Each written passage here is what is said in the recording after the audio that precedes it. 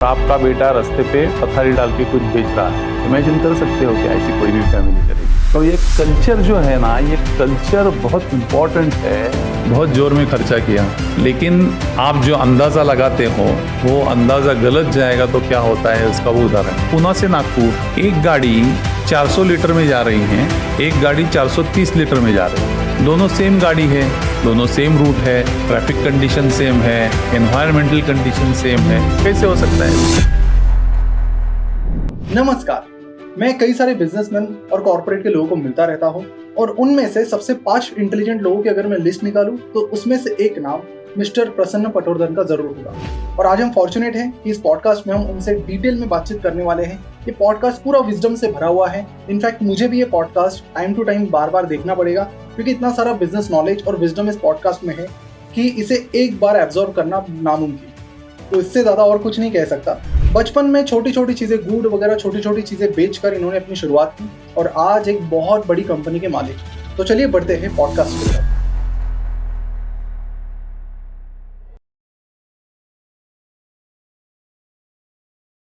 नमस्कार सर, नमस्कार प्रसाद। पॉडकास्ट पर आपका बहुत बहुत स्वागत है। नमस्कार। सबसे पहले सर आपसे जानना चाहूँगा आपके चाइल्डहुड के बारे में, साथ ही आपके बिजनेस की जो स्टार्टिंग की जर्नी, अर्ली जर्नी है उसके बारे में। मेरा बचपन पूरा एक जॉइंट फैमिली में गुजरा। मैं हार्डकोर पूना सिटी में रहता था, ओल्ड टाउन में। हमारे घर को बाड़ा बोलते हैं। तो वहाँ हम 24 जन रहते थे और 2 चाचा, उनकी पूरी फैमिली और हमारी फैमिली, और 4 जनरेशन एक साथ रहती थी और 7 लेडीज एक साथ रहती थी। वो सबसे इम्पोर्टेंट है। तो उसका काफ़ी असर मेरे पर्सनैलिटी पे रहा। मुझे जॉइंट फैमिली सबसे ज़्यादा आपको अगर कुछ सिखाती है तो वो हर एज के, मेल हो फीमेल हो कोई भी हो, हर एज के बच्चा, बड़ा, बूढ़ा, सबके साथ कैसे बिहेव करना और एडजस्ट कैसे करना। क्योंकि जॉइंट फैमिली में एडवांटेजेस है एज लॉन्ग एज आप वहाँ एडजस्ट करते हो। तो ये एडजस्टमेंट मुझे बचपन से सीखने को मिला। ओके। जिसका मुझे, हम बिजनेस में क्या करते हैं, मैन मैनेजमेंट तो करते हैं। यस। तो मैन मैनेजमेंट के लिए मुझे इसका बहुत फ़ायदा हुआ। दूसरे, हमारे घर में कल्चर ये था कि सब लोग बिजनेस में ही थे। मेरे चाचा जी का दूध का बिजनेस था। मेरा कजिन ब्रदर जो मेरे से काफ़ी बड़ा है, वाडेश्वर करके उसके रेस्टोरेंट्स भी है पूना में, उसका रेस्टोरेंट था। पिताजी का टैक्सी का व्यवसाय था। तो सब जन बिजनेस में ही थे, तो एक बिजनेस का कल्चर भी था। तो हमें ये सिखाया गया कि कोई भी काम कम या ज़्यादा ऐसे स्टेटस का नहीं है। तो जो हमारी एक गलत फहमियाँ रहती है स्टेटस के बारे में कि ये मेरा काम नहीं है, वो मेरा काम नहीं है, ये पहले कम कर दिया हमारा। जब मैं 9th में था तभी मेरे चाचा ने मुझे, हम उसको दूध की लाइन बोलते थे, जैसे सवेरे सवेरे दूध लेके हर एक लोगों के घर पर जाना, उनको दूध देना, फिर महीने का बिल जाके देना, वो कलेक्ट करना। तो 9th स्टैंडर्ड से मैं ये करने लगा, दूध का। तो सवेरे 5 बजे उठना, साइकिल पे 2 बाजू में वो किटली बोलते थे हम, वो लगाना और वो लगा के दूध बेचने के लिए जाना। मुझे महीने के 30 रुपये देते थे वो। और अप्रैल में 2 ही महीना काम करता था मैं। अच्छा। ज़्यादा नहीं, खाली छुट्टी के टाइम। दिवाली में भी नहीं काम करता, लेकिन अप्रैल में महीने में काम करता था। तो एक कल्चर था हमारे घर में। हमें कोई भी मूवी दिखानी है या कोई भी लाके देना है तो कुछ काम किए बगैर नहीं मिलता था। झाड़ू पोछा लगाओ, मिरर साफ करो, पेंट करो। हमारा घर हम खुद पेंट करते थे। अच्छा। तो ये बच्चों का छुट्टी का काम था एक। और मेरे चाचा को बहुत कुछ ऑक्शन में लेने की बहुत आदत थी। तो 2 इंसिडेंसेस बोलता हूँ मैं आपको। उन्होंने, गुड़ रहता है ना, हाँ। वो कोई शुगर फैक्ट्री में गए, वहाँ से वो गुड़ का ऑक्शन था। वो गुड़ का ऑक्शन में वो उन्होंने कुछ गुड़ खरीद लिया। दिसंबर जनवरी में कुछ ऑक्शन हो गया था, तो गुड़ खरीद लिया। अप्रैल में हमारी छुट्टी लग गई, तब तक वो गुड़ पिघलने लगा। हमारे यहाँ लकड़ी की पटरियाँ थी ऊपर, अच्छा। और उसके ऊपर माला बोलते थे हम, वो था। तो वहाँ से गुल नीचे पिघलने लगा। तो हमारे चाची के दिमाग में एकदम आइडिया आई, ये बच्चे ऐसे ही खाली बैठे हैं, इनको गुड़ बेचने के लिए लगाते हैं। तो हमारा खुद का मंदिर है वहाँ, एक जिलबिया मारुति मंदिर करके, हनुमान जी का मंदिर है। तो उसके सामने पथारी डाल के हमको गुड़ बेचने को लगाया। तो वो भी एक एक्सपीरियंस रहा। जैसे मैंने बोला, मेरे कजिन ब्रदर का पुणे यूनिवर्सिटी में कैंटीन था, तो वहाँ नेस कॉफ़ी के काफ़ी डिब्बे खाली होते थे। अच्छा। आज जैसे हमें स्टेनलेस स्टील के हाँ। सेम साइज के या कोई भी साइज के डिब्बे मिलते हैं ना, हाँ। तभी मिलते नहीं थे सेम साइज के। अच्छा। तो वो भी चाची को मेरे आइडिया आ गई। उसने वो सब नेस कैफे के डब्बे को व्हाइट कलर लगाया और उधर ही बिठाया हमको बेचने के लिए 10 पैसे 15 पैसे में। तो ये आदत जो लगती है बचपन में, अभी इमेजिन करो, आज अगर आपके बेटे को आप रास्ते पे, आप ठीक ठाक घर से आ रहे हो और आपका बेटा रास्ते पे पथारी डाल के कुछ बेच रहा है, इमेजिन कर सकते हो क्या ऐसी कोई भी फैमिली करेगी? तो मुश्किल। ये कल्चर जो है ना, ये कल्चर बहुत इम्पोर्टेंट है, जिससे बच्चों को आगे जाके उसका फायदा होता है। क्योंकि कभी भी कोई भी काम करते टाइम अगर आपको ऐसा महसूस नहीं होना चाहिए कि ये काम मेरे लायक नहीं है, कोई भी काम अच्छा या बुरा ऐसे कुछ नहीं। तो ये सब चीज़ें जो मैंने बचपन में सीखी, इसका मुझे बहुत बड़ा फायदा हुआ आगे जाके। और मैं खेलता भी काफ़ी था। स्कूल में था तभी लंगड़ी, खो-खो खेलता था।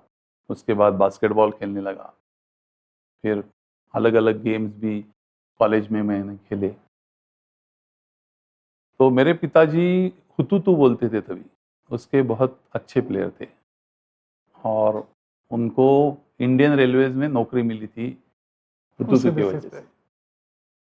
जब भी वो कॉलेज पास आउट हुए तो थे कबड्डी तभी। सेम होता है, अलग-अलग? कबड्डी सेम अच्छा। सेम, लेकिन थोड़े रूल्स बदली हो गए, लेकिन वो है सेम। तो इसकी वजह से वो भी एक कल्चर था घर में स्पोर्ट्स का। मैं काफ़ी खेला। हमारे घर में खेल के लिए भी काफ़ी प्रोत्साहन मिलता था, तो वो भी एक मुझे फ़ायदा हुआ। गेम भी आपको काफ़ी कुछ सिखाता है। जैसे? गेम में सबसे इम्पोर्टेंट चीज़ जो है ना, जो आपको सिखाती है, जिसमें हार ये परमानेंट हार नहीं है और जीत ये परमानेंट जीत नहीं है। आज आप जीते हो, कल हार सकते हो। आज हारे हो, कल जीत सकते हो। तो हारने से घबरा नहीं जाना और जीतने से ज़्यादा बहुत जोश में भी नहीं आना। तो ये दोनों चीज़ें आपको स्पोर्ट्स सिखाता है। दूसरी चीज़ जो मैंने स्पोर्ट्स से सीखी, अभी 1978 में, सॉरी 77 में, मैं 3 टाइप के टीम में था। हमारे 3 अलग-अलग गट रहते हैं। जैसे बिलो 17 एंड हाफ था तभी, जिसको जूनियर बोलते थे। बिलो 21 था, उसको यूथ बोलते हैं। एंड अबाउट 21 जो है, उसको ओपन कैटेगरी बोलते हैं। तो ये साल में 77-78 में मैं तीनों टीम में था डिस्ट्रिक्ट के, पूना अच्छा। डिस्ट्रिक्ट के। तो तीनों टीम में एक ही महीने में हमारी कंपटीशन हो गई और ये तीनों टीम में रहने के अलग-अलग अनुभव है। जैसे 17 एंड हाफ के अंदर मैं कैप्टन था, तो मैं जो बोलता हूँ वो लोग करते थे नेचुरली। 21 में मैं एक इम्पॉर्टेंट प्लेयर था, अच्छा। फर्स्ट 5 जिसको हम बोलते हैं। फर्स्ट 5 यानी पहले 5 जो हमेशा खेलते हैं। और ओपन कैटेगरी में मैं बाहर बैठता था। तो ये तीनों चीज़ें आपको अलग-अलग सिखाती है। पहली चीज़, आप कैप्टन हो तो आपकी रिस्पॉन्सिबिलिटी है, सबको संभाल के लेने की। Yes. दूसरी चीज, जो आप सबके साथ काम करते हो, तभी ऑल आर इक्वल, लेकिन ऊपर बॉस भी है, तो वो एक अलग एक्सपीरियंस रहा। और जब भी आप सीनियर या ओपन कैटेगरी में रहते हो, तभी कपड़े संभालने के सिवाय दूसरा कोई चारा ही नहीं रहता आपको। पानी ला के दो, कपड़े संभालो, पहले जाके वो बेंच कैप्चर करो, लेफ्ट साइड का बेंच बहुत लकी है तो वो पहले पकड़ना है। तो ये सब अलग एक्सपीरियंस रहा। और अगर आप इसका बिजनेस से रिलेशन लगाओ ना, तो सेम है। जैसे आपके कंपनी में आप बॉस हो, आप जो बोलेंगे वो सब जन मानेंगे। जब भी आप एसोसिएशन या फेडरेशन में रहते हो, जैसे मैं ऑल इंडिया का प्रेसिडेंट हूँ अभी, बस and car operators confederation of India का, तो वहाँ सब ऑपरेटर है, चाहे एक बस का मालिक हो या 1000 बस का मालिक हो, सब मालिक है। तो सबको संभाल के साथ में जाना पड़ता है। और जब भी हम गवर्नमेंट के साथ काम करते हैं, तो कपड़े ही संभालते हैं, दूसरा क्या करेंगे। गवर्नमेंट जो बोलेगा वो करना पड़ता है। तो ये तीनों पर्सनालिटीज अलग अलग होती है, और तीनों में वो सिचुएशन मैनेज करने की एबिलिटी मुझे स्पोर्ट्स ने सिखाई। तो ये स्पोर्ट्स का बहुत बड़ा योगदान मेरे इसमें है। सिमिलरली मैं क्लब लेवल से नेशनल लेवल तक खेला हूँ, वो एक अलग सीख देती है आपको। जैसे क्लब लेवल की राइवलरी, ये सबसे अगर खराब राइवलरी जो है वो क्लब लेवल की है। वो एक दूसरे के दुश्मन जैसे रहते हैं क्लब्स में। लेकिन वो क्लब से आप जब भी डिस्ट्रिक्ट प्लेयर बन जाते हो, तभी बाकी क्लब के प्लेयर्स आपके साथ आते हैं, तो वो दोस्त बन जाते हैं। फिर आपका दुश्मन कौन होता है? फिर धुलिया, जलगांव, ये दुश्मन हो जाते हैं। फिर जब भी आप स्टेट खेलते हो, तभी वो भी दोस्त बन जाते हैं, तभी आपका दुश्मन रहता है। फिर पंजाब है, एमपी है, राजस्थान है। और आप जब भी नेशनल खेलते हो, तभी वो भी दोस्त बन जाते हैं। तो जिंदगी में कोई भी परमानेंट दोस्त या कोई भी परमानेंट दुश्मन नहीं है। ये दूसरी बड़ी सीख स्पोर्ट्स देता है। तो ये स्पोर्ट्स ने बहुत मुझे कुछ दिया है, जिसकी वजह से मैं बिजनेस में काफ़ी कुछ कर सका। जैसे 1995 में पूना में मेरा सबसे बड़ा कॉम्पिटिटर वरुण ट्रैवल्स था। अच्छा। मुझे मुंबई बस चालू करनी थी, और मुंबई में टैक्सी वालों का बहुत विरोध था बस चालू करने के लिए। तो मैंने सोचा, अगर हमको सही में मुंबई सर्विस अच्छी करनी है, तो हर एक घंटे को अगर हम बस छोड़ेंगे तो ही ये सर्विस चल पाएगी। तो यहाँ कंपटीशन के बजाय कोऑपरेशन करेंगे। तो मैं जाके वरुण ट्रैवल्स के मालिक को मिला, उसको रिक्वेस्ट किया, हम दोनों साथ में आएंगे और हम ये सर्विस चालू करेंगे। उस प्रकार से हमने एक थर्ड कंपनी फॉर्म की, क्योंकि दोनों को अपने ब्रांड पे मोहब्बत थी। तो हमने एक सर्विस चालू की मेट्रोलिंक नाम से। अच्छा। तो वो पूना बॉम्बे मेट्रोलिंक काफ़ी सक्सेसफुल रही। हमने 15 बसेस ली और हर एक घंटे को बस सर्विस चालू की। तो ये मैं कर पाया क्योंकि ये स्पोर्ट्स ने मुझे सिखाया कि बिजनेस में भी कोई दुश्मन नहीं है, आपका कॉम्पिटिटर है। और आज का कॉम्पिटिटर आपका कल कलीग हो सकता है। तो ये जो मैं कर पाया बिजनेस में बहुत कुछ, तो जिसके लिए मैं बहुत सारा क्रेडिट मेरे जॉइंट फैमिली को और मेरे स्पोर्ट्स करियर को देता हूँ। Got it. आपकी फैमिली से एक दो चीज़ें जो मुझे सीखने मिली, मतलब स्पोर्ट्स तो है ही है, पर आपकी दादी से मुझे काफ़ी अच्छी चीज़ सीखने मिली कि इंटरनल रिसोर्सेज का बेस्ट यूटिलाइजेशन कैसे करना है। उनसे मुझे सीखने मिला। अभी मैं ये जानना चाहूँगा कि प्रसन्न पर्पल ट्रैवल्स की शुरुआत कैसे हुई? How were the starting days? क्योंकि देखिए, ट्रैवल ऐसा बिजनेस है कि जिसमें इनिशियल इन्वेस्टमेंट काफ़ी लगती है, बहुत ही, मतलब कैपिटल एक्सपेंडिचर काफ़ी ज़्यादा है। So how did you manage in the early days? क्योंकि आज की डेट में क्या है ना कि कैपिटल मिलना कंपैरेटिवली ईजी है, कि मतलब इकोनॉमी ओपन हो रही है, इवॉल्व हो रही है। उस टाइम क्या सिचुएशन थी और कैसे आपने ये सब कैपिटल वगैरह मैनेज किया? मेरे पिताजी का टैक्सी का बिजनेस था। तभी का एक एग्जाम्पल बोलता हूँ आपको। तभी मेरे पिताजी की इच्छा थी कि मैं दूसरा कुछ अलग करूं, मैन्युफैक्चरिंग में जाऊं, ट्रेडिंग में जाऊं, ताकि टैक्सी का बिजनेस बहुत टफ बिजनेस है क्यों ऐसा? और 24/7 है ना वो। अच्छा। रात को घंटी बजी कि वो फायर ब्रिगेड वाले जैसे कपड़े डाल के निकलते हैं ना, वैसा निकलना पड़ता है। अच्छा। कभी क्या होगा इसका पता नहीं। हाँ। कभी पैसेंजर के इशू हो सकते हैं, कभी ड्राइवर के इशू हो सकते हैं, कभी गाड़ी के इशू हो सकते हैं, कुछ भी इशू हो सकता है। तो आज तो बहुत सारी सुविधाएं उपलब्ध है, मोबाइल है, तभी कुछ नहीं था। तो it was very difficult and hard था बहुत। आज जितने ड्राइवर मिलना मुश्किल है, उतने ही ड्राइवर मिलना मुश्किल तभी भी था। अच्छा। तो मैं दूसरे कुछ बिजनेस पार्टनरशिप में करने की कोशिश कर रहा था, लेकिन एक इंसिडेंस ऐसा हो गया कि जिसकी वजह से मुझे पिताजी के बिजनेस में आना पड़ा, जबकि मैं चाहता ही था वो बिजनेस में आना। लेकिन सडन इंसिडेंस हो गया। पूना यूनिवर्सिटी का हमारा पूरा कॉन्ट्रैक्ट था और पूना यूनिवर्सिटी ने गाड़ियाँ यूज करना कम कर दिया। उनके खुद के रिसोर्सेस अच्छा। उन्होंने ज़्यादा यूज करना चालू किया, तो वो बिजनेस हमारा कम हो गया। तो मुझे सडनली आना पड़ा, क्योंकि पिताजी तभी 56 ईयर्स के थे, तो उनको हेल्प करने के लिए मुझे आना पड़ा।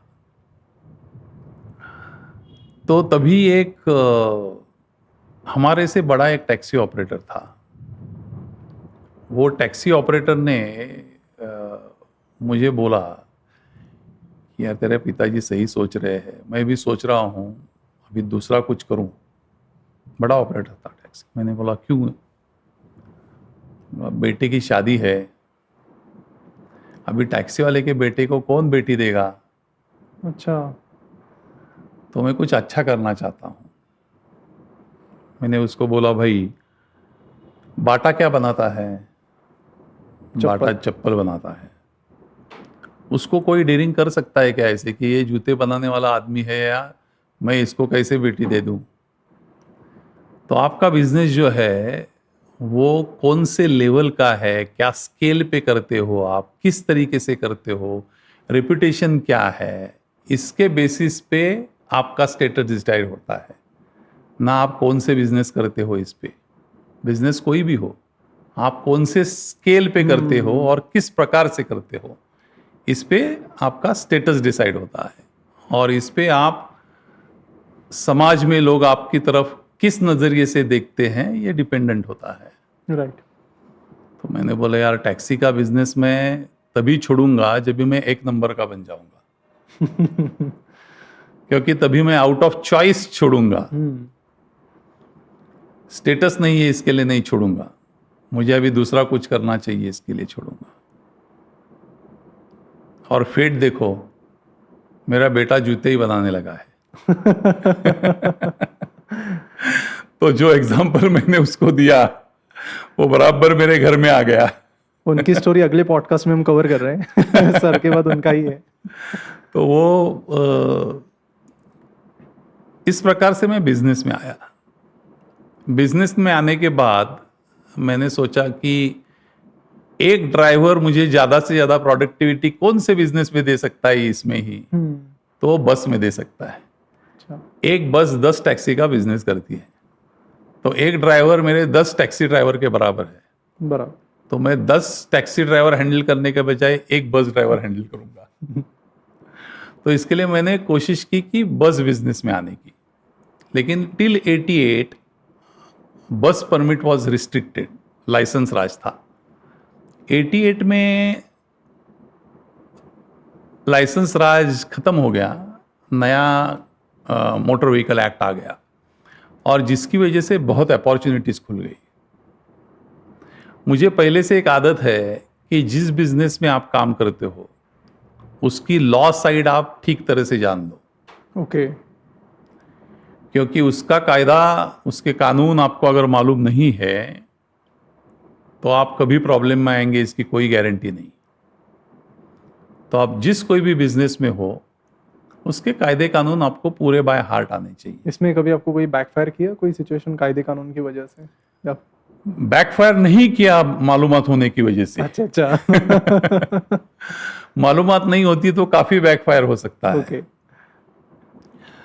तो ये कायदे में एक बदलाव आया, सिंपल बदलाव आया। आप इमेजिन नहीं करोगे कि एक वर्ड के वजह से दुनिया कैसी बदलती है। पहले जमाने में पूरे देश में, मैं पहले बोलूं कि contract carriage and stage carriage, ये दो ही टाइप के परमिट अवेलेबल है। स्टेज कैरेज आप जगह जगह आदमी उठाओगे, छोड़ोगे, दौड़ोगे, छोड़ोगे, और हर स्टेज का आपका अलग अलग पैसा है, 2 रुपया 3 रुपया स्टेज पे, ऐसे इस हिसाब से कैलकुलेशन होता है। Where contract carriage is point to point. आप पूना से जलगांव जाओगे, आप पूना से नागपुर जाओगे, पूना से हैदराबाद जाओगे, या पूना से लोनावाड़ा जाओगे, या पूना से महाबलेश्वर जाओगे। 35 पैसेंजर की लिस्ट है, आप 35 ही आदमी लेके जा सकते हो। वेयर स्टेज कैरेज में कितने भी आदमी उतार चढ़ाव कर सकते हो आप। अच्छा। तो कॉन्ट्रैक्ट कैरेज के परमिट में खाली एक ही परमिट ऐसा है जो है ऑल इंडिया परमिट, इसको बोलते हैं। ये परमिट आपको अलाउ करता है नाइट सर्विसेज करने के लिए। तो बिफोर 1988 एक तो ये परमिट के नंबर्स लिमिटेड थे, तो ये मिलना मुश्किल था, तो वो रिलीज हो गया नंबर, अनलिमिटेड नंबर हो गए, तो वो एक फायदा हुआ। दूसरा फायदा ऐसा हुआ, इसमें एक क्लॉज था कि ये परमिट लेके जो गाड़ी चलाएगा वो खाली सर्कुलर टूर ही करेगा। अच्छा। यानी आप जलगांव जाते हो तो जलगांव से आने वाले आदमी भी सेम ही होने चाहिए। आप पूना से जलगांव एक सेट लेके जाते हो और जलगांव से दूसरा सेट पूना लेके आते हो तो नहीं चलेगा। एक ही set of people should go and they should come back. लेकिन इसमें किसी ने एक वर्ड ऐड किया है जिससे पूरे देश का माहौल चेंज हो गया। उसने बोला सर्कुलर और अदरवाइज।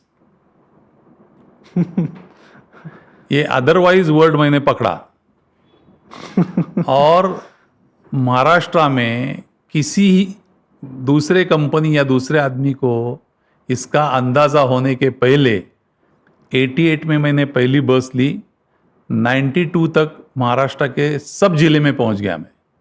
अच्छा, ये सर्कुलर और सर्कुलेंट और अदरवाइज डिफरेंस क्या है दोनों में? अदरवाइज यानी सर्कुलर नहीं है वो अदरवाइज।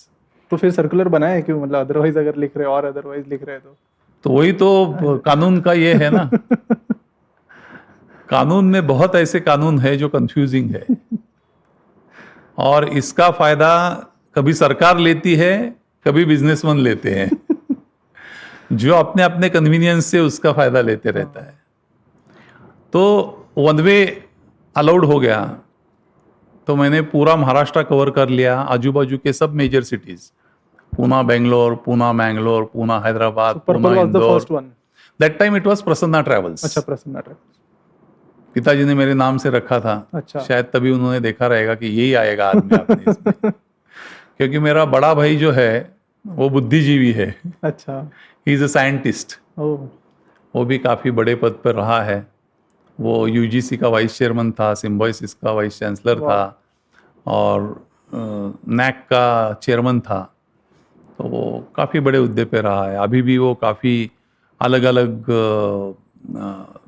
WHO के साथ काम करता है। उसके नाम पे 8 पेटेंट है, तो बहुत सारे काम करता है वो, लेकिन उसके एक भी गाड़ी का नंबर उसको मालूम नहीं है। तो शायद पिताजी को तभी देखा रहेगा कि यही कर सकता है बंदा काम। तो इसके लिए मेरे नाम से उन्होंने चालू किया। आप छोटे थे या बड़े थे? नहीं, मैं 2 साल का था तभी वो प्रसन्ना ट्रैवल्स नाम दिया उन्होंने इसको। और उसके पहले मेरे नाना जी का ये बिजनेस एक्चुअली, लेकिन मुझे मामा नहीं है। ओके। तो जिसकी वजह से पिताजी ये बिजनेस में आ गए। तो डेस्टिनी है, फेट जो होता है वहाँ ही आदमी चला जाता है। तो इस प्रकार से मैं बिजनेस में आया। फर्स्ट बस जब मैंने खरीदी तब तक मेरी टैक्सियां भी काफी नंबर में बढ़ी थी। तो वो बोलता हूं कि टैक्सी का बिजनेस मैंने कैसे बढ़ाया। अभी मेरे समझ में आ रहा था कि इंडस्ट्री बढ़ रही है, तो इंडस्ट्रीज को गाड़ी लगती है।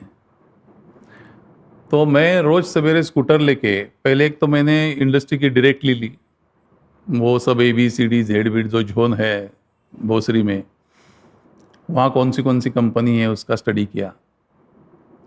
फिर पिताजी को बोला अभी खाली ये प्रोफेसर के लिए नहीं जा रही है गाड़ी, ये ऑफिसर्स के लिए भी जा रही है, तो मुझे ये कर्टन टेप बिप सब लगा के दे दो, ऑफिस अच्छा करो। ये खर्चा पहले करवाया। अच्छा। और गाड़ियाँ सब अच्छी बनाई, और मार्केटिंग मैनेजमेंट किया था तभी मैंने, तो वो मार्केटिंग मैनेजमेंट का कुछ सीखा हुआ, ब्रोशर्स वगैरह बहुत अच्छे बढ़िया बनाए, और हर एक कंपनी में विजिट करना चालू किया। सबसे आसान तरीका अपनाया मैंने, क्योंकि तभी तो अपॉइंटमेंट लेने का वगैरह कोई स्टाइल ही नहीं था। अपॉइंटमेंट वगैरह किसको बोलते हैं मालूम ही नहीं था, डायरेक्ट घुस जाने का आदमी को मिलने का। तो वॉचमैन को पूछता था कि आपके यहाँ टूरिस्ट टैक्सीज आती है क्या? वॉचमैन बोलता था हाँ। तो पूछता था कौन बुलाता है? बोलता था सर सर्टन ऑफिसर का नाम ये बुलाता है क्या अंदर? हाँ है, उनको मिलना चाहता हूँ, ये कार्ड दे दो। बुलाते थे, मिलता था। ऐसे बिजनेस चालू किया। उसमें से 2 एक्सपीरियंस मैं आपको बोलता हूँ जो शायद आपके दर्शकों को बहुत काम में आएंगे। मैं टाटा में गया, टेलको था तभी। मुझे फर्स्ट 1-2 विजिट में ही काम मिलना चालू हो गया। अच्छा। और मैं NIBM करके एक संस्था है, national institute of banking management, वहाँ फर्स्ट ऑर्डर मुझे कम से कम 100 विजिट के बाद मिली। अरे बाप रे। लेकिन उनको काफ़ी गाड़ियाँ लगती थी, ये मुझे मालूम था, तो मैंने बोला इनका पीछा छोड़ना नहीं है बिल्कुल। तो हफ्ते 15 दिन में जाके मिलता ही था। ऑलमोस्ट 6-8 महीने के बाद मुझे फर्स्ट एक छोटी ऑर्डर मिली, एक लोकल गाड़ी की। लेकिन टाटा का बिजनेस मेरा 1-2 साल में बंद हो गया। क्यों? NIBM का बिजनेस जब तक मैं चाहता था तब तक चालू रहा। अच्छा। तो इससे लेसन ये है कि जो आदमी आपको फास्ट बिजनेस देता है, वो आदमी दूसरे को भी फास्ट बिजनेस देता है जो आपसे छीन लेता है। जो आदमी आपको फास्ट बिजनेस देता नहीं है, वो दूसरे किसी के साथ लॉयल है, इसके लिए आपको वो मिलता नहीं है। ओके। तो दूसरे को भी वो 10 गलती करने की अपॉर्चुनिटी देता है। उसने 10 गलती की तो आपको फर्स्ट अपॉर्चुनिटी मिलेगी, लेकिन वो ही आपका परमानेंट बिजनेस है। आपको दोनों टाइप के क्लाइंट चाहिए। जो आपको तुरंत बिजनेस दे, ये क्लाइंट भी चाहिए, लेकिन ऐसा भी क्लाइंट चाहिए वो जिंदगी भर आपका साथ देगा। राइट। तो ये सबसे बड़ी सीख तभी मैंने फर्स्ट सेलिंग जो मैंने एक्सपीरियंस लिया उसमें ली। फिर बस बिजनेस में आ गया। बस में मैंने देखा कि लोग हमको पूछते थे अलग अलग चीज़ें कि आप मेरा पार्सल यहाँ से वहाँ लेके जा सकते हो क्या, मेरे बीबी को ये भेजना है, मेरा ट्रांसफ़र हो गया है। तो वो हमने चालू किया बस में, तो ये कल्चर पार्सल मतलब सर्विस। ये आपके ट्रैवल से फिर बाकी ट्रैवल में फिर अभी हाँ, नहीं generally- तभी ये था ही एक्चुअली। अच्छा। लेकिन हमको ये लोगों ने पूछना चालू किया, तो हमने वो सर्व करना चालू किया। फिर आपका बेंगलोर जाता है तो बेंगलोर मैसूर ऊटी के बुकिंग करते हो क्या आप? फिर वो टूर बिजनेस चालू हो गया। ओके। तो कार्गो बिजनेस चालू हो गया, टूर बिजनेस चालू हो गया। तो डोमेस्टिक टूर में जाते थे, वो पूछने लगे कि आप पासपोर्ट वीसा का काम करते हो क्या, इंटरनेशनल टूर करते हो क्या। फिर हमने आईएटा लिया, फिर इंटरनेशनल टूर चालू हो गया। तो लोग पूछते थे कि भाई आप गाड़ियाँ तो अच्छी है लेकिन एन रूट हॉल्ट आपके अच्छे नहीं हैं, तो उसके वजह से स्माइल स्टोन चालू हो गया। लेकिन स्माइल स्टोन ने मुझे एक अलग सीख दी वापस। स्माइल स्टोन मैंने चालू इसके लिए किया कि लोगों की डिमांड थी कि एन रूट अच्छे हॉल्ट होने चाहिए, लेकिन वो बहुत कैपिटल इंटेंसिव बिजनेस है जिसको लॉन्ग टर्म कैपिटल चाहिए। मैंने ये कोऑपरेटिव से लोन लिया। अच्छा। जो 5 साल का लोन था। और मैंने, आपने देखा रहेगा नगर के पहले जो हमारा स्माइल स्टोन है उसको, उस ज़माने में उस टाइप का कोई भी दूसरा रेस्टोरेंट या होटल हाईवे पे नहीं था। बहुत जोर में खर्चा किया, लेकिन आप जो अंदाज़ा लगाते हो वो अंदाज़ा गलत जाएगा तो क्या होता है उसका वो उदाहरण है।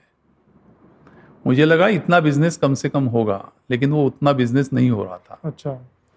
जिसकी वजह से हम महीने की किस्त नहीं दे पा रहे थे। तभी समझो 4 लाख की किस्त थी, मैं 2-2.5 लाख ही दे रहा था। अच्छा। तो वो अकाउंट एनपीए में गया। हम्म। वो अकाउंट एनपीए में जाने से बहुत सारी दिक्कतें आई, बैंक के साथ फाइट हो गई, वो बहुत सारे, हमारा नाम भी खराब हो गया उसमें। तो मेरा भाई केटरिंग में है, जैसे वाडेश्वर मैंने बोला, तो हम दोनों ने मिलकर सोचा कि हम ये चालू कर सकते हैं, लेकिन सिटी का बिजनेस और हाईवे का बिजनेस में बहुत फर्क है। अच्छा। हाईवे के बिजनेस में सब चीज़ें आपको खुद की खुद करनी पड़ती हैं। वेस्ट डिस्पोजल है, पानी लाना है, बिजली लाना है, साफ सफाई करनी है, सब खुद को करना पड़ता है। यहाँ तो सब कॉरपोरेशन बहुत सारी चीज़ें कर लेता है, और जिसके लिए खर्चा बहुत आता है। सिक्योरिटी है और प्रीमाइसेस मेंटेन करना, ये सबसे बड़ी दिक्कत है। राइट। तो जिसकी वजह से खर्चे ज़्यादा होते हैं, लेकिन लोगों की अपेक्षा रहती है कि आपने ढाबे के जितना ही रेट लगाना चाहिए, सिटी के जितना रेट आप कैसा ले सकते हो, जबकि उल्टा है। सिटी में एक बार आप थोड़ा कम रेट में बेच सकते हो, लेकिन हाईवे पे अगर अच्छी सर्विस आपको देनी है तो आप सस्ते में बेच ही नहीं सकते हो, अच्छा।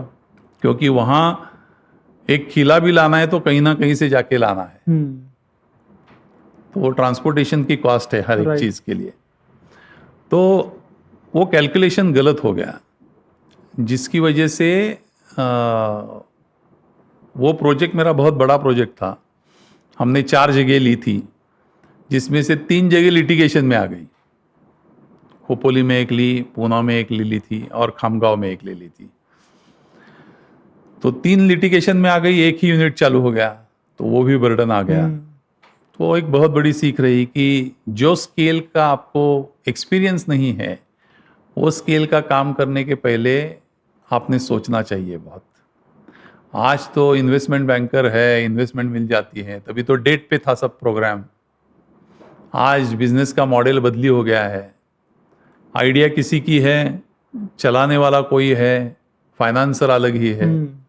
तो ये आज के ज़माने में और वो ज़माने में बहुत फ़र्क था। तो हमारे टाइम में तो हम सब किशोर कुमार जैसे थे, खुद ही आइडिया बनाओ, खुद ही बिजनेस रन करो, खुद ही फाइनेंस मैनेज करो, सब खुद, डायरेक्टर, प्रोड्यूसर, सब खुद ही है। तो वो बहुत तकलीफ था। तो इसके लिए वो प्रोजेक्ट में परस्यू नहीं कर पाया, जबकि प्रसन्ना टर्मिनस नाम से हमने कंपनी चालू की थी, जिसमें बस टर्मिनल्स एंड मोटेल्स ऐसे कॉम्बिनेशन था, लेकिन कर नहीं पाया वो। शायद कभी मौका मिले तो करूँगा, लेकिन वो ज़रूरी है बहुत। बस टर्मिनस का मोटेल, अच्छे बस टर्मिनस होना ये बहुत ज़रूरी है। उसके बाद मैंने सोचा कि ये डेट पे सब काम करना ये बहुत मुश्किल है, तो हमको इक्विटी ढूंढनी चाहिए। तो मैं इक्विटी ढूंढने के लिए फिर कुछ, तभी इन्वेस्टमेंट बैंकर वगैरह ये भी ज़्यादा मालूमात नहीं थी, तो कैसी इन्वेस्टमेंट लेंगे, तभी इंडिया में थोड़ा थोड़ा उसके बारे में चर्चा चालू हो गई थी। ये बात कब की? 2006, 4, 5, 6। अच्छा। तो फिर मैं सिंगापुर गया, लंदन गया, उधर देखा लोग कैसा क्या करते, 2-4 सेमिनार अटेंड किए। तो एक इन्वेस्टमेंट बैंकर मुझे वहीं ऐसे मिला, जो पूना का ही था, तो हमारी पहचान हो गई। फिर वो एक इन्वेस्टमेंट आ गई हमारे कंपनी में, लेकिन वो इन्वेस्टमेंट आई खाली गवर्नमेंट कॉन्ट्रैक्ट्स के लिए। तो हमने गवर्नमेंट कॉन्ट्रैक्ट्स लेने चालू किए, तो उसकी और एक सीख मिली हमको। वो पहली प्राइवेट इक्विटी इन्वेस्टमेंट थी? पहली और कुछ साल पहले तक वो अकेली प्राइवेट इन्वेस्टमेंट ऐसी थी जो ये सेक्टर में आई थी। ओके। तो गवर्नमेंट कॉन्ट्रैक्ट में हमको काफ़ी मुश्किलें झेलनी पड़ी। एक तो पहला कॉन्ट्रैक्ट तो हमारा 2 पेज का था, तो सब डिस्क्रिशन, और डिस्क्रिशन किसका, जो एमडी है उसका, हमारे कुछ से ही नहीं उसमें। फिर मिनिस्ट्री के साथ भी बहुत काम किया, टेंडर डॉक्यूमेंट बनाने से लेके सेंट्रल मिनिस्ट्री के साथ काम किया। तो आज काफ़ी एक अलग स्टेज पे वो पब्लिक प्राइवेट पार्टनरशिप का बिजनेस आया है, तभी वो नहीं था। जिसकी वजह से हमें काफ़ी लॉस भी झेलना पड़ा और काफ़ी दिक्कतें भी आई। तो वापस अभी कोविड के बाद मैंने मेरी इक्विटी वापस खरीद ली और वापस अभी हमने इंटरसिटी बिजनेस में ग्रो करना चालू किया है, गवर्नमेंट बिजनेस के साथ साथ। तो बीच में वो बिजनेस में बढ़ा नहीं पाया, इंटरसिटी का बिजनेस, क्योंकि मैंडेट नहीं था वैसे, लेकिन अभी वो मैं कर पाऊंगा। तो अभी वापस घूम फिर के भोपड़े चौक। तो ये पूरी बिजनेस की मेरी स्टोरी है। अभी मान लीजिए आपके पास एक टाइम मशीन होती कि आप उस टाइम जा पाते जब आपने डिसीजन लिया कि होटल्स वगैरह शुरू करते जो अल्टीमेटली नहीं चल पाए उतने, तो टाइम मशीन से आप उस टाइम जा पाते तो क्या अलग डिसीजंस लेते जिससे शायद चीज़ें वर्कआउट हो? मैं एक तो स्केल डाउन करता वो प्रोजेक्ट। अभी इमेजिन करो, जब भी मेरा 24 करोड़ की टॉप लाइन थी और 2 करोड़ का प्रॉफिट था, तभी मैंने वो 6 करोड़ का होटल बनाया और बाकी तकरीबन 2.5-3 करोड़ की ज़मीनें ले ली। तो एटलीस्ट आपने 1/3 इक्विटी डालना बहुत ज़रूरी है। 100% लोन पे आप काम करते हो तो बहुत तकलीफ होती है। तो रीपेमेंट आप कितना कर सकते हो, उसके दोनों मॉडल्स बनाओ। एक तो जैसे हर एक एंटरप्रेन्योर बनाता है, बहुत ऑप्टिमिस्टिक, इसके लिए उसको एंटरप्रेन्योर कहते हैं, क्योंकि उसको बुरा दिखता ही नहीं। उसको लगता है कि मैं ये करूंगा तो 100% सक्सेसफुली होने वाला हूं, और इसी के लिए वो कर पाता है। और उसमें उतनी हिम्मत भी रहती है वो पुल ऑन करने की, कितनी भी तकलीफ हो। तो जितना आप रीपेमेंट कर सकते हो रिवर्स वर्किंग करके, उतना ही का प्रोजेक्ट बनाओ। छोटे स्केल से चालू करो और आहिस्ता आहिस्ता उसको बढ़ाते जाओ। कोई भी नए बिजनेस में जाना है जिसका आपको एक्सपीरियंस नहीं है, तो पहले छोटे स्केल पे चालू करो, उसका एक्सपीरियंस ले लो, उसकी नीटी-ग्रिटी समझो और फिर स्केल अप करो। तो वो मैं करता, जो मैंने किया नहीं। अभी जैसे कि आपने बताया कि काफ़ी सारा फिर आपने जो बस है उसमें सामान ट्रांसपोर्ट करना भी शुरू किया। तो मोटा मोटी अगर ट्रैवल बिजनेस की बात करें तो कितना परसेंटेज जो रेवेन्यू है वो, क्योंकि मैंने कई बार सुना है कुछ लोग बोलते हैं कि ये सामान से ज़्यादा बनता है पैसा, कुछ लोग बोलते हैं पैसेंजर से बनता है। तो मोटा मोटी क्या रहता है, मतलब टोटल रेवेन्यू में कंट्रीब्यूशन पैसेंजर जो पे करते हैं उसका और जो सामान आता है उसका? अगर विद इन स्टेट देखोगे आप तो हो 99% पैसेंजर का रेवेन्यू है, 1% भी आपको सामान का रेवेन्यू मिलेगा नहीं। विद इन स्टेट की बात कर रहा हूं मैं। लेकिन इंटर स्टेट या लॉन्ग डिस्टेंस आप बोलेंगे तो सामान से आपको ज्यादा से ज्यादा, कितना भी टॉप पे लेके जाओ, नीचे लेके जाओ, कुछ भी लेके जाओ, 10-15% से ज्यादा मिल नहीं सकता। अच्छा। लेकिन वो आपको सरवाइव होने के लिए मदद करता है। अगर आप देखेंगे, अगर समझो एक बस आपकी 100 रुपया कमाती है, तो 10 रुपये का खाली सामान रहेगा, 90 रुपये का आपका पैसेंजर ही रहेगा। और ये हमने कभी भूलना नहीं चाहिए कि हम पैसेंजर बिजनेस में हैं, हम सामान के बिजनेस में नहीं है। क्योंकि जब भी आप सामान को प्रायोरिटी देने लगते हो, तभी आप पैसेंजर की तरफ ध्यान कम करते हो, जो कि आपका ब्रेड एंड बटर है। राइट। तो जो लोग सामान की तरफ ज्यादा ध्यान देते हैं ना, उनकी पैसेंजर सर्विस आपको हमेशा खराब दिखेगी। तो सामान ये कुरियर लोग लाके देते हैं हमारे यहाँ, पेरिशेबल गुड्स आते हैं, जैसे फूल जाते हैं, फल जाते हैं, या तो कुरियर कंपनियां एनवलप्स वगैरह उनका ये देते हैं। बाकी इंडस्ट्रियल गुड्स वगैरह ऐसे तो कुछ आते नहीं। ट्रेडर्स के गुड्स आते हैं। बॉम्बे जैसे शहर से आप बेंगलोर जाते हो, हैदराबाद जाते हो, तो बॉम्बे जैसे शहर से ट्रेडर्स के गुड्स आते हैं ज्यादा। पूना या बाकी कोई शहर से ट्रेडर्स के गुड्स ज्यादा नहीं जाते। राइट। तो वो सामान आपको जो मिलता है वो सेकेंडरी है, वो ठीक है, मिला तो मिला, नहीं मिला तो नहीं मिला, लेकिन उसके भरोसे अगर आप बिजनेस करोगे तो डूब जाओगे। अभी अगर फ्लीट की बात करें तो कितनी ट्रैवल्स चलती है आज प्रसन्ना पर्पल्स की? आज कम है, लेकिन एट आर पीक हम 1300 बसेस चला रहे थे। वाह। और जस्ट कोविड के पहले। कोई भी बिजनेस आपको स्केल अप करना है ना, तो आपको 2-3 चीज़ें बहुत इम्पोर्टेंट देखनी पड़ती है। सबसे पहले आपकी टीम जो है वो कितनी कैपेबल है ये सब हैंडल करने के लिए। दूसरा, वो टीम को एफिशिएंट बनाने के लिए आप क्या टेक्नोलॉजी यूज करते हो, कंट्रोलिंग के लिए, मैनेजमेंट के लिए, क्योंकि ये मूविंग है ना सब व्हीकल। एक जगह बैठ के तो आप फैक्ट्री चलाते हो वैसा नहीं है। कुछ एग्जांपल दे सकते हैं आप? तो समझो मेरी दिल्ली में गाड़ी चल रही है, मेरी चेन्नई में गाड़ी चल रही है, बेंगलोर में चल रही है, अलग अलग शहरों में चल रही है। मैं कैसे कंट्रोल रखूँ उनको? तो हमारा 24/7 कंट्रोल रूम है। ओके। जो कंट्रोल रूम में उसको डिवीजन है कि कौन कौन से एरिया देखेगा, कौन कौन सा क्या क्या देखेगा। उसमें आप हर एक चीज देख सकते हो। गाड़ी कौन से स्पीड से जा रही है, कहाँ रुक रही है, कितने टाइम रुक रही है। एक एग्जांपल बताता हूं मैं आपको।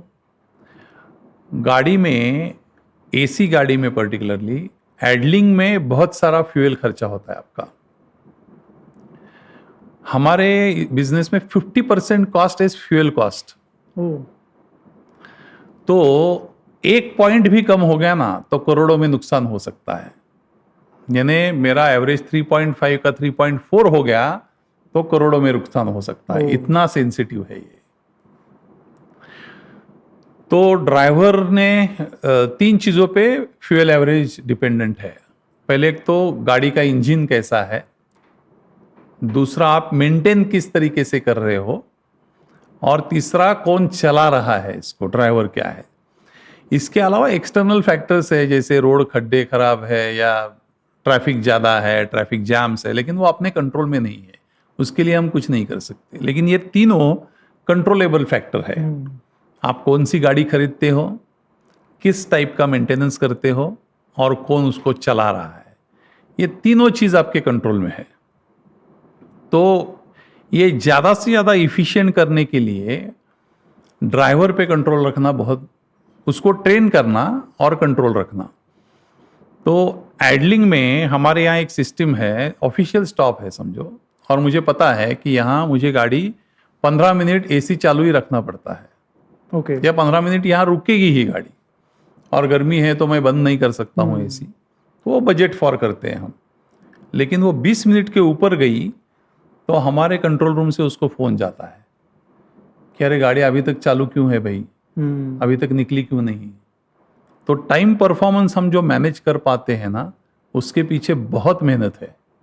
इतना आसान नहीं टाइम परफॉर्मेंस मैनेज करना, क्योंकि बहुत सारी चीज़ें आपके हाथ में नहीं है, और वो कहाँ चल रही है, क्या चल रही है, आपको पता नहीं।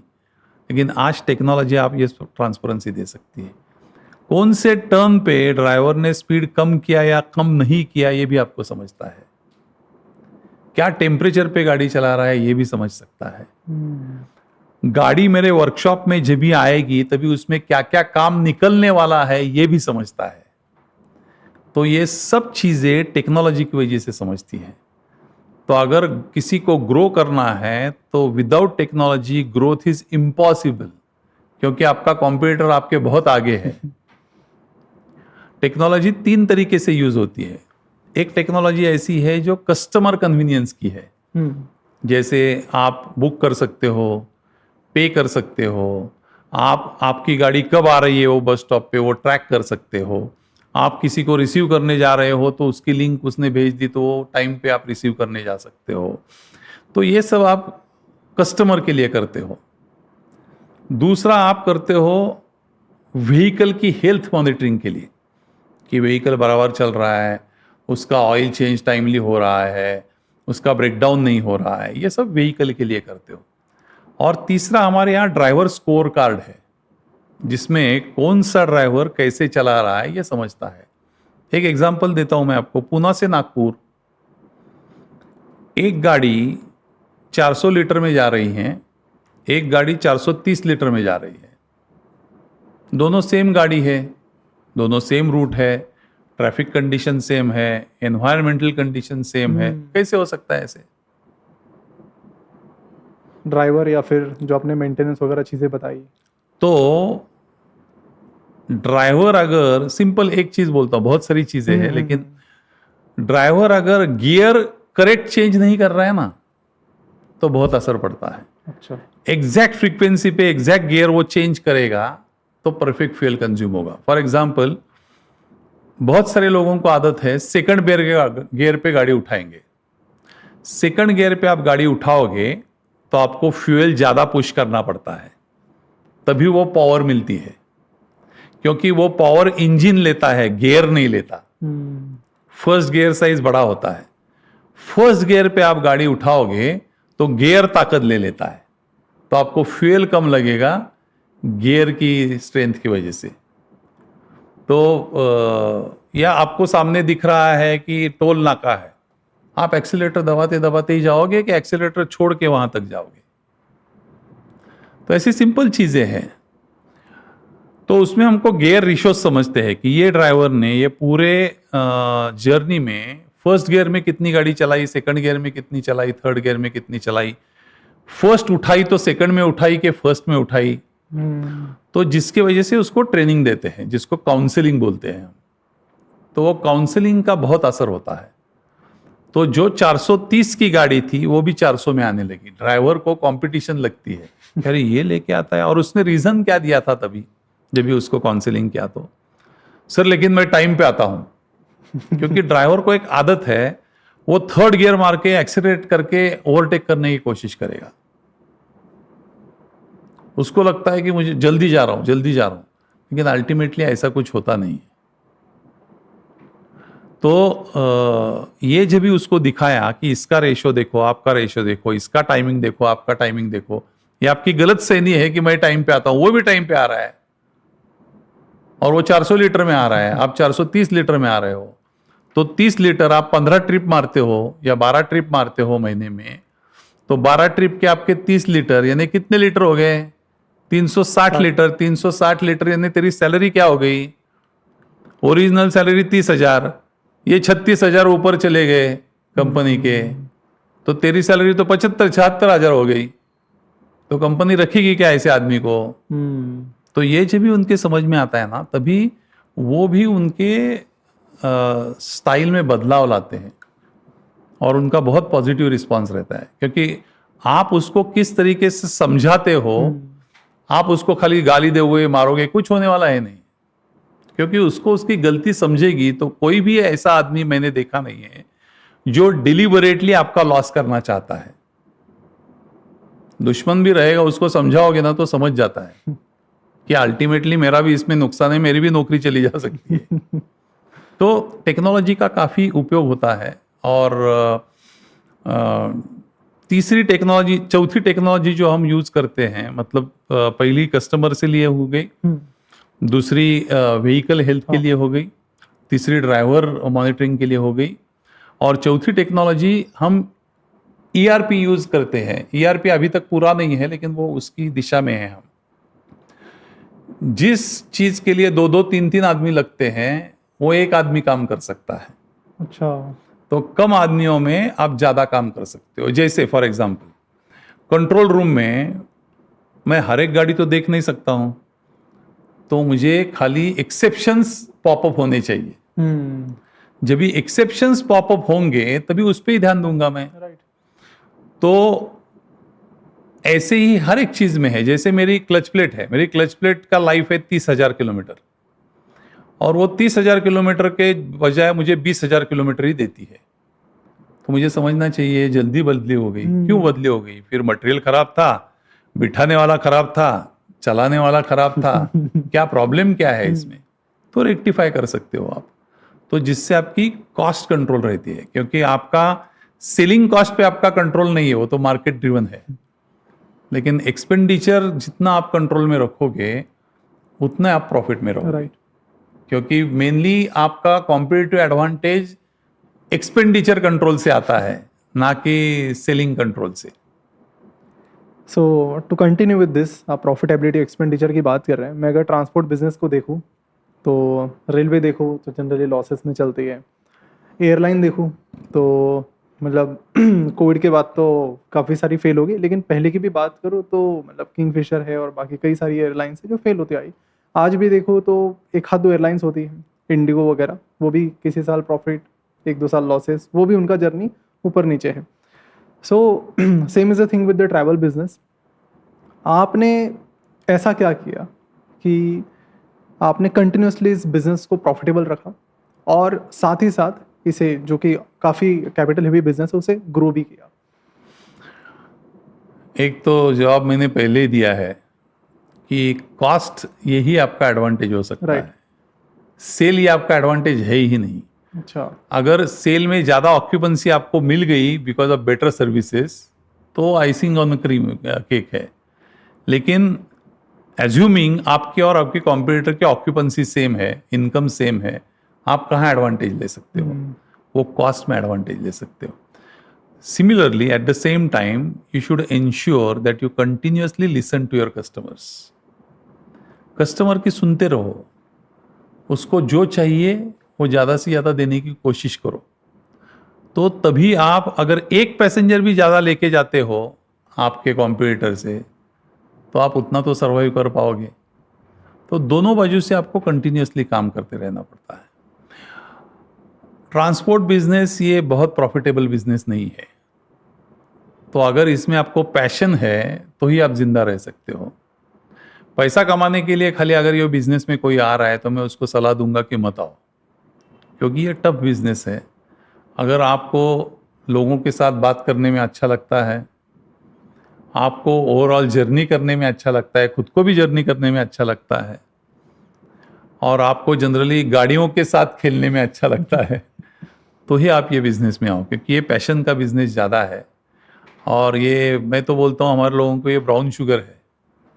ट्रांसपोर्ट में आ गया ना एक बार, वो उसको उसका चस्का लग जाता है, वो जल्दी छोड़ता नहीं, भले लॉस प्रॉफिट कुछ भी हो वो छोड़ता नहीं, वो चलते रहता है।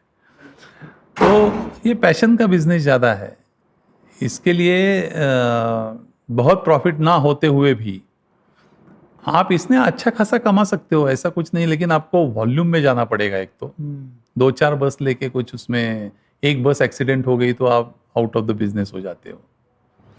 तो वॉल्यूम में भी जाना पड़ता है, एफिशिएंट रहना पड़ता है, कॉस्ट कॉन्शियस रहना पड़ता है, कस्टमर के प्रति आपका आदर रहना बहुत ज़रूरी है। नहीं तो बहुत सारी जगह हम देखते हैं कस्टमर इज़ आवर गॉड, ऐसा पीछे लिखा है, आपका आदमी बैठा है, कस्टमर खड़ा है और ये उससे ऐसी बात कर रहा है। तो ये अच्छा इंप्रेशन कस्टमर को नहीं देता है। कस्टमर इज गॉड बोलते हो तो आपके क्लीनर ने, कोई लेडी आ गई विथ चाइल्ड, वो बैग लेके बेचारी आ रही है और आपका अटेंडेंट उसकी बैग हाथ से नहीं ले रहा है, ये बहुत खराब दृश्य है। तो इसका मतलब आप कस्टमर सेंट्रिक, कस्टमर फ्रेंडली नहीं हो। तो आपके लोगों को ये कल्चर डेवलप करना बहुत इम्पॉर्टेंट है, एक अच्छी टीम बिल्ड करना इम्पॉर्टेंट है। हमारे यहाँ 25-25, 30-30 साल काम करने वाले लोग हैं, ड्राइवर्स भी हैं। अच्छा। तो जस्ट प्री कोविड हमारे पास 4000 लोग थे, फिर भी हमारे पास यूनियन नहीं थी। क्यों नहीं थी? मैं उनको बोलता हूँ मैं आपका यूनियन लीडर हूँ भाई, क्योंकि आपकी जो प्रॉब्लम है वो सुलझाना ये मेरी जिम्मेदारी है, पर्सनल जिम्मेदारी है, और मैं करता भी हूँ वो, क्योंकि I treat them like humans. मैं ड्राइवर को गाली गलौज करके काम करवा के नहीं लेता हूँ। एट द सेम टाइम जो काम करवा के लेना है वो लेना ही है ना, लेकिन ठीक ठाक बात करके आप करवा के ले सकते हो। राइट। और जिसको आपकी लैंग्वेज समझते नहीं है उसका बाहर का रास्ता भी दिखा सकते हो, वो तो आपके हाथ में है। तो टीम अच्छी बनाना ये बहुत ज़रूरी होता है कोई भी बिजनेस के लिए। और ट्रेन टीम, स्किल टीम, खाली टीम होके फ़ायदा नहीं। बैट्समैन ले लिए खाली बॉलर लिए नहीं तो भी फ़ायदा नहीं, दोनों है लेकिन ऑलराउंडर नहीं है तो भी फ़ायदा नहीं, तीनों है लेकिन विकेट कीपर नहीं है तो भी फ़ायदा नहीं, सब है लेकिन फील्डिंग जमती नहीं तो वो भी फ़ायदा नहीं। तो जिस प्रकार का स्किल उसको चाहिए उस प्रकार का स्किल उसको ट्रेनिंग के थ्रू देना ये भी कंपनी की रिस्पॉन्सिबिलिटी है। तो हम हमेशा हमारी स्कूल चालू रखते हैं, हमारे हर एक डेपो में ट्रेनिंग सेंटर है, हम ट्रेनिंग देते रहते हैं। आप टीम की बात कर रहे हैं, जब आप किसी टीम मेंबर को हायर करते हैं, वो कौन सी 2 क्वालिटीज़ हैं जो आप देखते हैं और वो अगर उसमें नहीं है तो फिर नहीं लेते? सबसे बड़ी क्वालिटी उसकी एटीट्यूड है। उसको जिस काम के लिए वो आ रहा है, वो काम उसको कितना आता है कितना नहीं आता है, ये मैं समझता हूँ लेस इम्पॉर्टेंट है। और हमारे बिजनेस में qualification is also less important. Qualification just आपको आइडिया देता है कि भाई ये सीखा हुआ आदमी है, लेकिन वो आपके ऑर्गेनाइजेशन के कल्चर को सूट होगा इसकी गारंटी नहीं। तो पहले उसकी एटीट्यूड आपको ठीक ठाक लगनी चाहिए। दूसरी, उसकी मेहनत की तैयारी होनी चाहिए। मैंने जो बोलता है ना कोई भी आदमी कि इतने पैसे में इतना ही मिलेगा, वो पहले उसको हकाल देने का, उसको रखने का ही नहीं। Okay. सर आप मुझे इतनी सैलरी दे रहे हो तो इतना ही सैलरी बढ़ा के दे तो फिर मैं अच्छा काम करूंगा। तो इसका मतलब तू क्या अंदर रख के काम कर रहा है क्या आपका स्किल? तो जो कुछ भी है उसने कंपनी को देने के बाद अगर पूछा उसने कि सर थोड़ी तकलीफ है, अभी मैं कुछ बढ़ा के देंगे तो अच्छा है, तो नॉर्मली काम दिखता है ना। राइट। जिसमें 83 मूवी में देखो, कपिल देव का एक डायलॉग है, वो क्या बोलता है, बहुत सारे पेपर वाले इनके अगेंस्ट लिखते हैं ना, तो सब लोग बोलते हैं नहीं हमने जवाब देना चाहिए पेपर में। तभी वो बोलता है हम जवाब कोर्ट पे देंगे। तो वैसे है, आपको जो कुछ भी जवाब देना है ना, कोर्ट पे देना है, आपके काम से देना है। राइट। आपका काम अच्छा रहेगा तो लोग अपने आप अप्रिशिएट करते हैं। सिमिलरली एम्प्लॉय का भी काम अच्छा रहेगा, अप्रिशिएट होता ही है। राइट। तो एम्प्लॉय पहले एक तो राइट एटीट्यूड का होना चाहिए, इतने में इतना ही वगैरह ये एटीट्यूड उसकी नहीं होनी चाहिए। और मेहनत की उसकी तैयारी होनी चाहिए, कहीं पर भी ट्रांसफ़र होने की भी तैयारी होनी चाहिए, क्योंकि हमारा मल्टी सिटी बिजनेस है। तो जैसे वो हायर, उसको प्रमोशन चाहिए तो दूसरे सिटी में जाके वो मैनेजर बन सकता है यहाँ का क्लार्क। राइट। तो ऐसी अपॉर्चुनिटी लेने वाले लोगों को मैं पसंद करता हूँ। बहुत कम है ऐसे लोग, लेकिन ऐसे आए तो पसंद करता हूँ मैं उनको ज़्यादा। ऐसा कोई आए आपकी कंपनी में जिन्होंने बहुत छोटी लेवल पे काम शुरू किया, नाउ एट काफ़ी बड़े लेवल पे? अभी हमारे यहाँ रोहित परदेशी करके जो हमारे डायरेक्टर है, उसने हमारे यहाँ क्लेरिकल काम चालू किया। तो वहाँ से डायरेक्टर? हाँ, पहला उसका काम था शिवाजी नगर बस स्टैंड के सामने हमारा ऑफिस है, वहाँ बैठ के टिकट काटने का। उसके बाद उसको हमने काम दिया कि हर एक ये मंगल कार्यालय है ना, वहाँ जाके उनको मिलना है, हनीमून पैकेजेस बेचने हैं।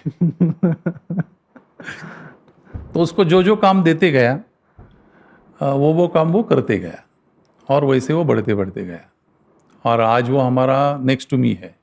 वाओ। मतलब इससे मतलब और क्या हो सकता है कि पर्सन स्टार्टिंग और उसके पिताजी हमारे यहाँ ड्राइवर थे। अच्छा। Proud moment for his father. अभी ट्रैवल बिजनेस में एक चीज़ मतलब जो देखने मिलती है generally, I just wanted to understand कि as a owner of travel company आप किस तरह से इस चीज़ को देखते हैं कि जब मतलब मुझे ये लगता है कि इस बिज़नेस में काफ़ी ज़्यादा रिस्क इस चीज़ की होती है कि आपकी मतलब मान लो 1400 चल रही है, किसी एक का एक्सीडेंट हो जाए तो क्या कुछ इम्पैक्ट होता है, और ये जो रिस्क है इसको आप कैसे मिटिगेट करते हैं, कैसे प्रोएक्टिव अप्रोच से देखते हैं? मेरा फर्स्ट एक्सीडेंट जब भी हो गया ना, तभी मैं बहुत नर्वस हो गया, और मुझे लगा क्या ये सही बिजनेस में मैं आया हूँ, तकलीफें बहुत है। लेकिन हर एक बिजनेस का कुछ ना कुछ ऐसा हिस्सा है जो आपको एक्सेप्ट करना पड़ता है कि इट इज़ इनएविटेबल, ये होना है। तो अगर ये होना है तो यह हम अच्छी तरीके से इसको हैंडल कैसे कर सकते हैं, ये देखना ज़्यादा ज़रूरी है। तो वो तैयारी आपकी अगर रहेगी, जैसे एक्सीडेंट होता है तो लोगों को हॉस्पिटल पहुंचाना, वो लोगों को इंश्योरेंस के लिए डॉक्यूमेंट टाइमली देना, ये सब आपकी जिम्मेदारी है। तो वो आपने ठीक ठाक करना चाहिए।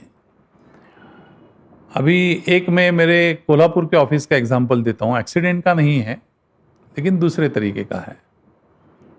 कोल्हापुर में हमारी एक बस लेट हो गई, तो वहाँ पैसेंजर्स थे काफ़ी पैसेंजर्स चिल्लाने लगे, लेकिन एक पैसेंजर था वो बहुत कुछ हमारे कंपनी के बारे में भला बुरा बोलने लगा, ये अभी बड़े हो गए, खराब हो गया, ये हो गया, वो हो गया। वहाँ हमारी एक लेडी थी, उसने एक्चुअली कभी भी पैसेंजर को जो सवाल पूछना नहीं चाहिए वो पूछा।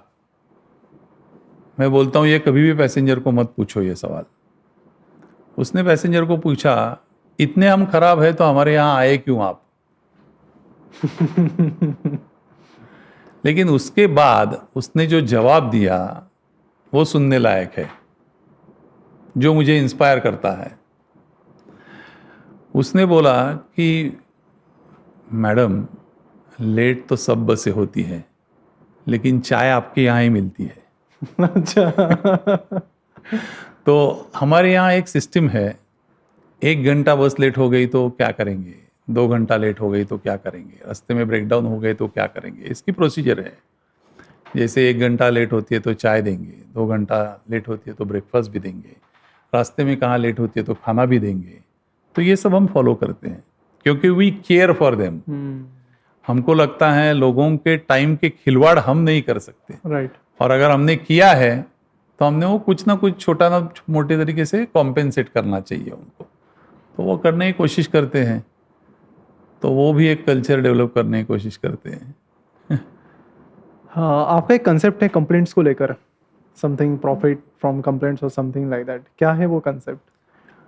मैं समझता हूँ कि भारत ये ऐसा एक देश है जहाँ की क्वालिटी ऑफ सर्विस इतर देश से कम है, क्योंकि लोग बहुत सहनशील है।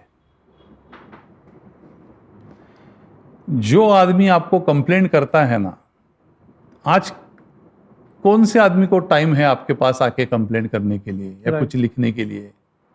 किसी को टाइम नहीं। तो जो कंप्लेंट करता है वो ये चाहता है कि आप सुधर जाओ ताकि मुझे उसका फायदा हो, क्योंकि मैं आपका रेगुलर कस्टमर हूं, आपने ये सुधार लाया तो मुझे अल्टीमेटली उसका बेनिफिट मिलेगा।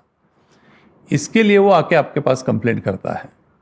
तो मैं हमेशा लोगों को हमारे बोलता हूं कि कंप्लेंट की तरफ मत देखो, इसको एक सूचना की तरफ देखो, एक सजेशंस की तरफ देखो, और ये सजेशन समझ के उस पर एक्ट करो तुरंत। तो हमारे यहाँ कंप्लेंट रिड्रेसल सिस्टम है, पूरी कॉल सेंटर है हमारा उसके लिए। आपकी कंप्लेंट आए, आप कभी भी जर्नी करके वो टेस्ट करके देख सकते हो, और अगर कुछ गलत मिला तो मुझे बोल सकते हो। आपका कंप्लेंट आया तो वो कंप्लेंट नंबर आएगा हमारे पास, वो कौन से डिपार्टमेंट का कंप्लेंट है, गाड़ी के बारे में है, ड्राइवर के बारे में है, गाड़ी के मैकेनिकल के बारे में है, साफ सफाई के बारे में है, या बुकिंग के बारे में है, हॉल्ट के बारे में है, होटल के बारे में है, वो बाइफरकेट करते हैं। और सब चीज़ों का समाधान तो हमारे पास है नहीं, लेकिन जिन जिन चीज़ का हम समाधान कर सकते हैं वो चीज़ का हम तुरंत समाधान करते हैं, और वो कंप्लेंट अल्टीमेट लॉजिकल एंड तक लेके जाते हैं, और वो कस्टमर को वापस बोलते हैं कि ये सुधार हमने किया है। अगर कर नहीं सकते तो नहीं कर सकते, क्या करेंगे, कुछ चीज़ें नहीं कर सकते। राइट।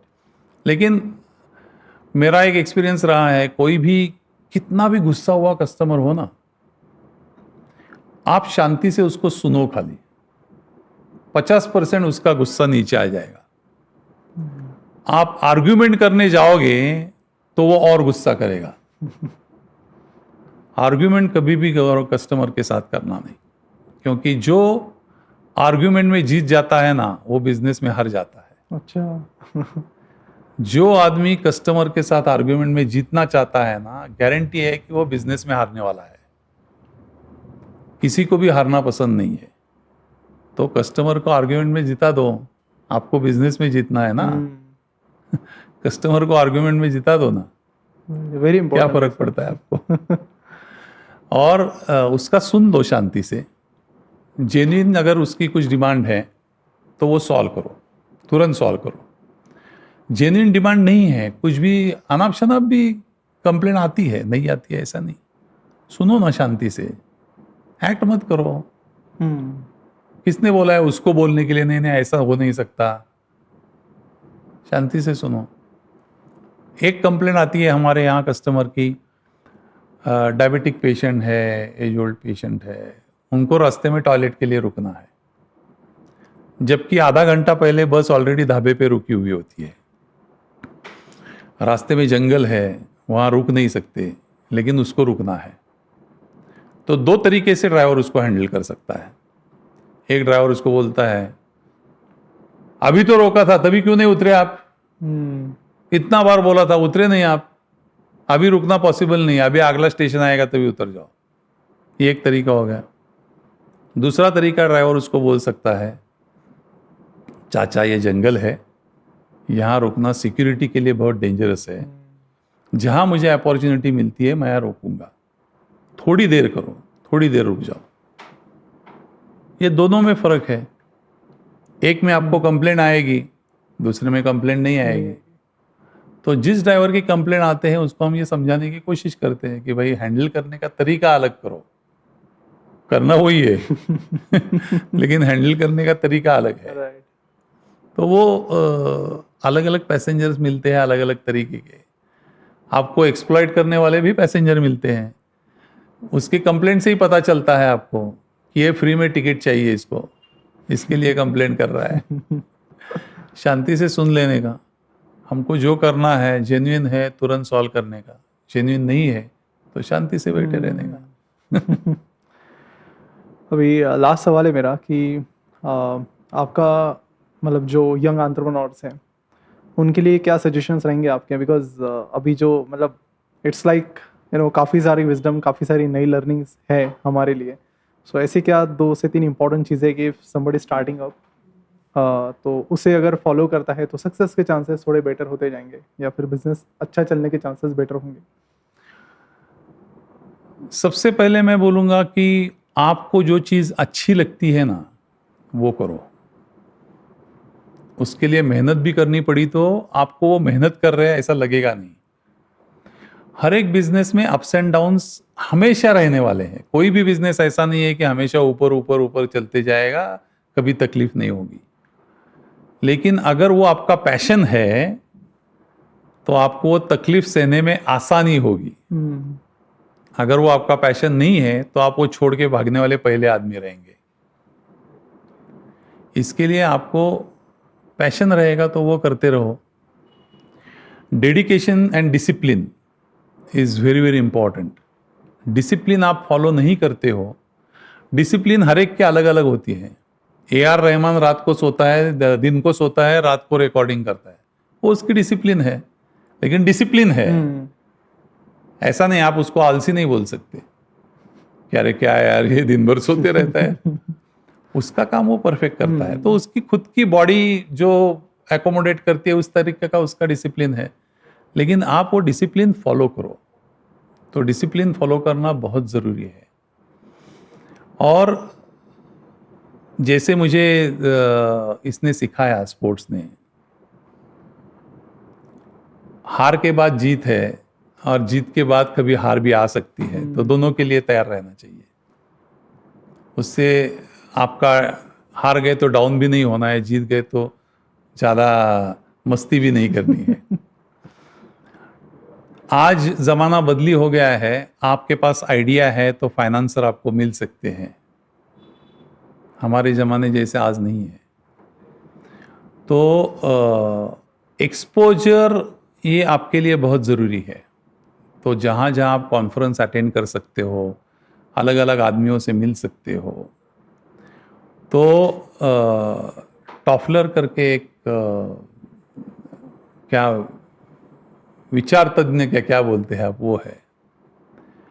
उसने ऐसे बोला है कि नए ज़माने में किसको आप लर्नेड बोलोगे या एजुकेटेड बोलोगे, उसका डेफिनेशन चेंज है।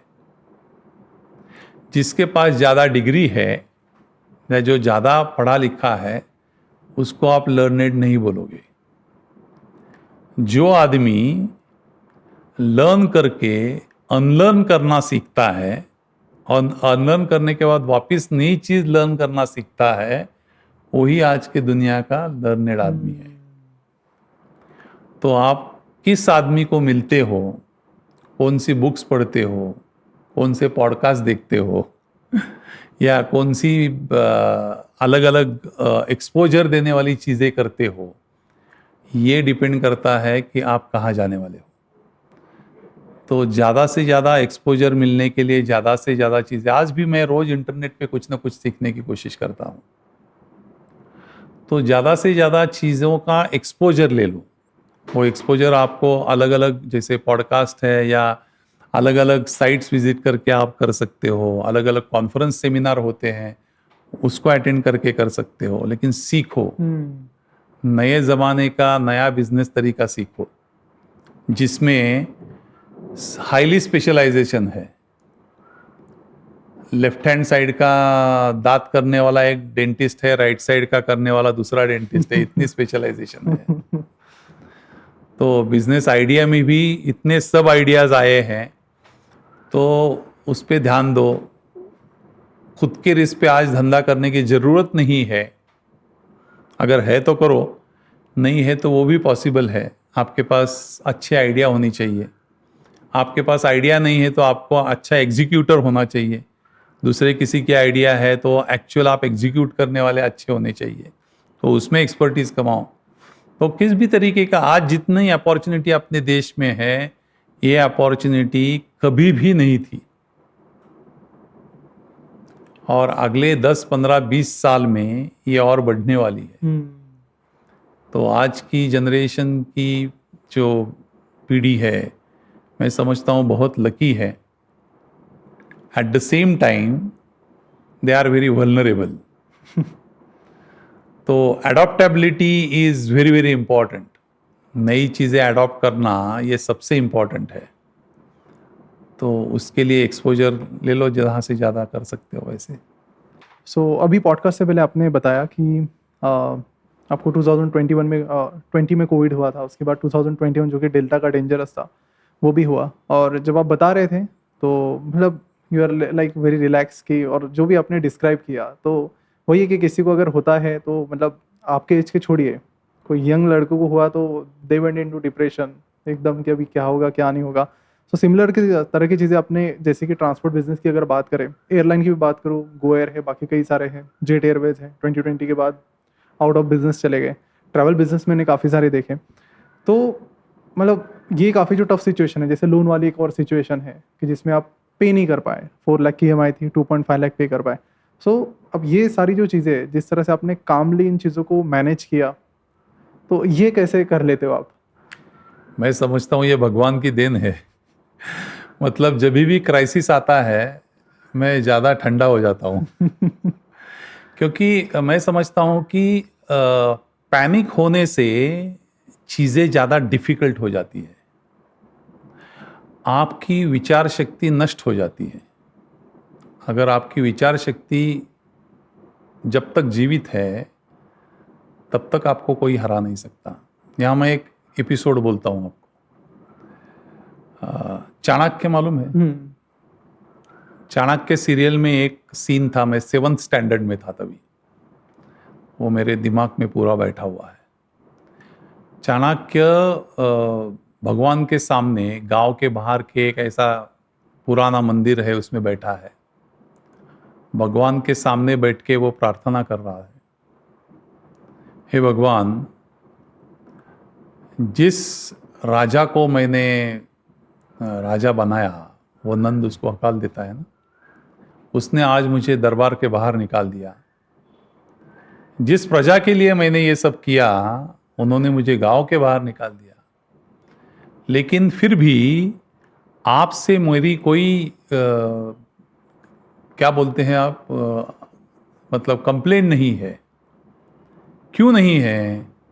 क्योंकि जब तक ये सब जिस बुद्धि ने मुझे दिया वो जब तक मेरे पास है, मैं ये सब वापस कमा सकता हूं। और वो किया उसने। तो सबसे इंपॉर्टेंट क्या है कि आदमी खत्म कभी होता है, जब भी उसकी विचार शक्ति खत्म होती है तभी वो खत्म होता है। तो अगर आपने किसी का बुरा नहीं किया, किसी का बुरा चाहा नहीं, आपके इंटेंशंस अच्छे हैं तो आपका बुरा क्यों होगा, ये विचार मैं हमेशा दिमाग में रखता हूँ। तो कितनी भी खराब सिचुएशन आए तो वो आती रहती है। कोई भी बिजनेस में ऐसा हो ही नहीं सकता कि उसको खराब दिन आए नहीं। किसी को पहले इनिशियल रहेगा, किसी को बीच में आएगा, किसी को एंड में आएगा, लेकिन ये आता ही है। तो उसको mentally you should be prepared, और जिसके लिए आपने शांति से सोच के प्लान ए प्लान बी क्या कर सकते हैं क्या नहीं कर सकते हैं सोचना चाहिए। तो आदमी खुद जब भी खत्म होता है ना तभी सब खत्म होता है। तो डिप्रेशन में कभी जाना नहीं। डिप्रेशन में जाते टाइम अगर आपको लगता है कि आप डिप्रेशन में जा रहे हो, जाके दोस्तों के साथ मिलो, दोस्तों के साथ गप्पे लगाओ, उनके साथ टाइम वेस्ट करो, वो बराबर आपको लाइन पे ला देंगे। तो वहां आदमी उल्टा कर लेता है, वहां आदमी शेल में चला जाता है, किसी को मिलता नहीं, कुछ करता नहीं, क्योंकि उसको गिल्टी फीलिंग है कि यार मैं डूब रहा हूं तो इनको जाके मिलूं कैसे। जाके मिलो उनको, वही आपको हौसला देंगे। और सही दोस्त जो है ना वो आपको हौसला ही देते हैं, वो कभी आपको गिराएंगे नहीं नीचे।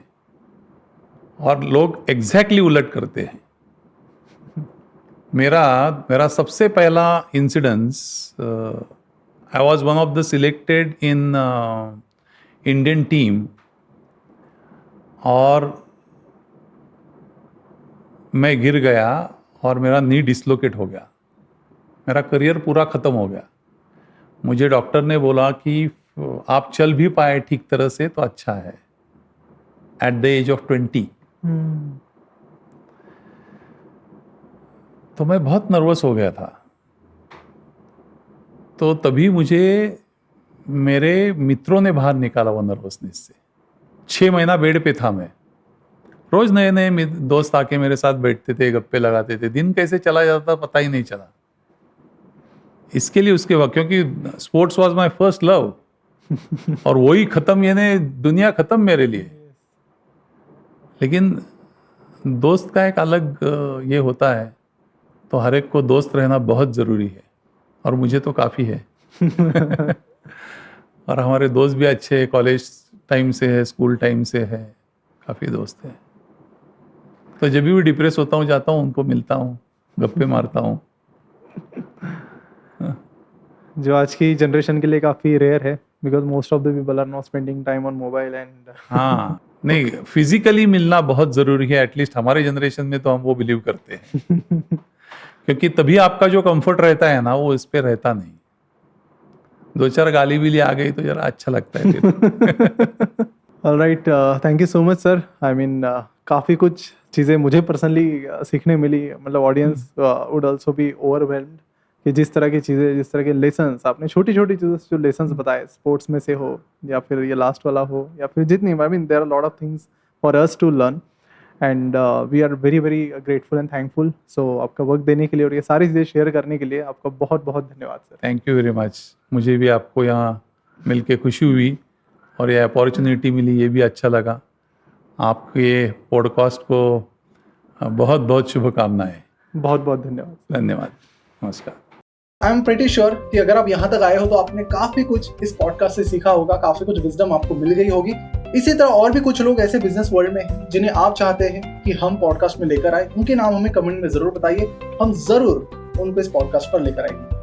मिलते हैं अगले पॉडकास्ट में, और जाने से पहले चैनल को जरूर सब्सक्राइब कीजिए, बेल आइकन पर क्लिक कीजिए, क्योंकि ऐसे इंटरेस्टिंग गेस्ट को हम यहाँ पर लाते रहते हैं ताकि आपको एक अलग लेवल का नॉलेज मिले, अलग लेवल का विजडम मिले।